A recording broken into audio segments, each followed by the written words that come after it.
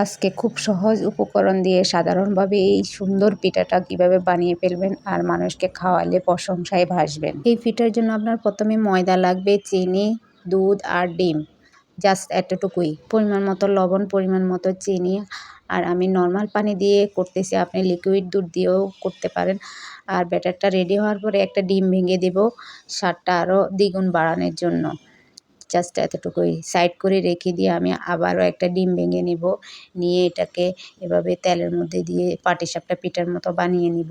ভিতরের জন্য আপনার একটা ডিম দিয়ে 2টা পিঠা বানাতে পারবেন। তো এইভাবে করে আমি ব্যাটারের ভিতরে দিয়ে প্রথমে তেলে হালকা একটু তেল দিয়ে এভাবে এক পাশ ওই পাশ করে ভালো করে ভাজবো। তারপর 1 চামচ ব্যাটার দিয়ে দিব। তারপরে আবার এভাবে উল্টিয়ে পাল্টিয়ে এভাবে করতে করতে আমি পিঠাটা অনেক বড় করে ফেলবো। যে যতটুকু বড় করতে চান কোনো সমস্যা নেই। আমাদের দেশে এই পিঠাকে বলে পানপুয়া পিঠা বা অনেকে ডিম সুন্দরী পিঠাও বলে থাকেন। খেতে অসাধারণ। এপাশ ওপাশ ভালো করে এরকম ছেঁকা দিয়ে ভাজবেন। আর আমার পিঠাটা এরকম হয়েছে দেখতে। তো আমি এগুলাকে কাটবো। তো আমি ছুরি দিয়ে কাটতে পারতেছি না। আমরা বাঙালি মেয়েদেরকে একটা বটি এনে দিবেন, সব কেটে কুটে ধুসা ধুসা বানিয়ে ফেলবো।